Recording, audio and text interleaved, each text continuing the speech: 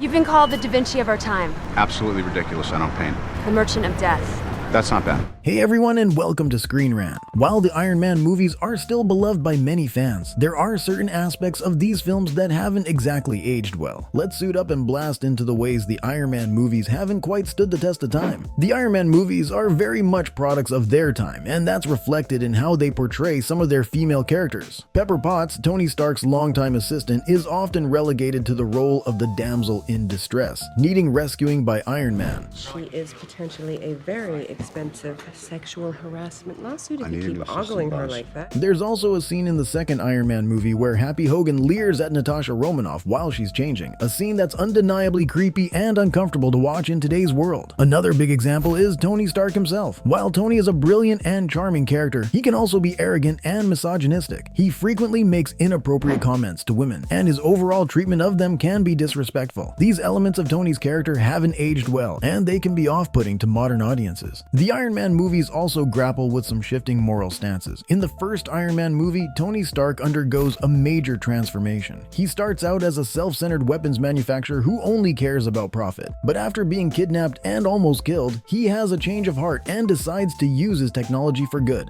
That's how Dad did it. That's how America does it.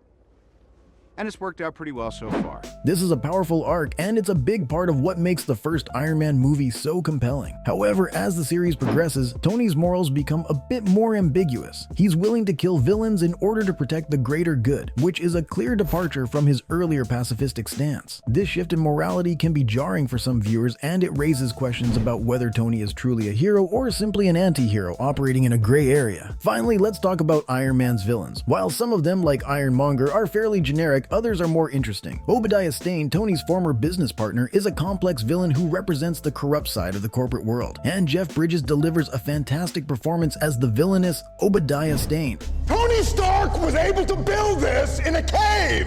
However, some of Iron Man's villains haven't aged well. Mickey Rourke's portrayal of Whiplash in Iron Man 2 is over the top and cartoonish, and Aldrich Killian in Iron Man 3 is a bit forgettable. These villains don't quite pose a believable threat to Iron Man, and they ultimately bring down the quality of the films they appear in. The Iron Man movies are still a lot of fun to watch, and they hold a special place in the hearts of many Marvel fans. But it's important to acknowledge that these films haven't aged perfectly. My old man had a philosophy. Peace means having a bigger stick than the other guy. You ever lose knowledge sleep your whole life? Be prepared to lose a few with you. So what are your thoughts on the Iron Man movies, and what other Marvel movies haven't aged well? Well, that's all for now. Thanks for tuning into ScreenRant, and we'll see you next time.